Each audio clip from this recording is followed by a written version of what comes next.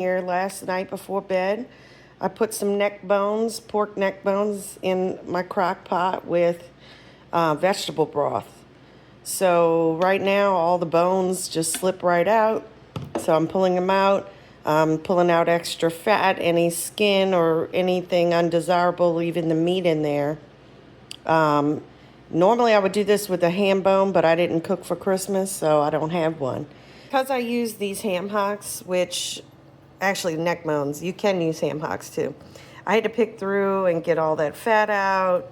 Here's what I'm discarding. It's quite a lot, but this is going to make such a good stock because there's so much like collagen and stuff like that in these neck bones. I've already strained my stock once, but I'm going to go ahead and do it again. All right, so every culture that is known for their food tends to use some type of trinity. Usually in Louisiana cooking, I would be doing celery, onion, and bell pepper, and I always use garlic. But I prefer to use an mirepoix for my black-eyed peas. I like the little sweetness from the carrots that also comes through in my vegetable broth that I use to make the stock. I mean, of course, you can just throw these vegetables, into the stock when you're doing your ham stock, and then just use water and not vegetable stock. But I have to cut some corners because I do everything the long way, which is why I bought this peeled garlic. So this is a mirepoix. Other cultures use sofrito, but it's all basically the same idea. This is your seasoning. This is your base. So I'm going to get this all chopped up. So we're going to get started on sauteing down our mirepoix and then the garlic.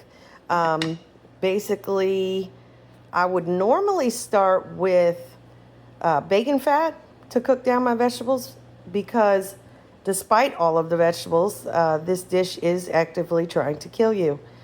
Instead, I'm going to substitute with an entire stick of butter. I just moved into this place and I don't have stockpiles of bacon fat currently, so it is what it is. Let's go in with our mirepoix. When I had my restaurant, the hardest thing was translating the recipes in my brain to recipes that my staff could follow. So I don't particularly measure, but I'll do my best to explain. This is about 3 ribs, the larger outer ribs of celery, 1.5 small to medium onion, and 3 tiny carrots. Stick of butter. All right.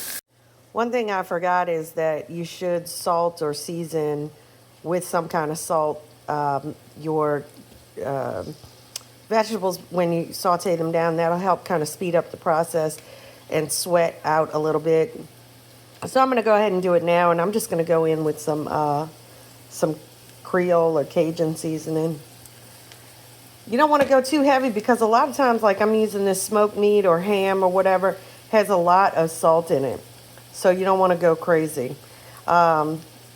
It's all pretty soft. I like to cook this down, or my Trinity down, until it is super, super, super soft. So, and you don't want to put your garlic in until right at the end because garlic burns. I always like to throw my garlic in a chopper. So that's about, I don't know, it's like 1.5 handfuls of garlic. So once I get this to a place that I like, I'm going to go ahead and add that garlic. It's getting there. I tasted a carrot and it is really tender, but like I said, I like to cook it way down. Looks kind of gross, I know. That's all that fat at the top. It's good, trust me. All right, so into the stock, drop one, with the meat and everything. I'm going to start assembling. Put a few bay leaves. I like thyme. Thyme and bay leaf go in anything I'm cooking that's like Cajun or Southern. basically is going to get some time. All right, now I'm going to go in with my mirepoix and garlic. Let's see if I can do this. Ugh, one-handed. You're just going to have to trust me. Okay, so I put in the mirepoix and I added my black-eyed peas, Camellia brand, which you should rinse and sort. You really don't have to soak these like you do red beans. Honestly, you don't have to soak red beans, but they do come out creamier. We did a science project of that with my stepdaughter in like 5th grade. It cooked 5 minutes faster, the ones that soaked. But anyway, okay, so everything is here. Now, when I was in the restaurant business, I would make this for New Year's Day, and I would assemble it at this point, cover it tightly with foil in a roasting pan and throw it in the oven. It's like the easiest. You don't need to stand over it and stir it or anything. The second easiest is a crock pot. So this is only going to take a couple hours. It looks like a lot of liquid now, but as the peas absorb, it will kind of go away and tighten up a bit. But yeah, so this is where we're at. Beautiful. All right, here's the finished product. Not dry, but definitely thickened up a bit. Now, you can serve this just like it is or over rice. A little hack is if maybe you seasoned it too much, put it over rice and that'll kind of chill it out. But I did taste it and I added a little bit more salt and pepper and stuff like that. So you just season it to your taste. And this will be served with my cabbage and my cornbread.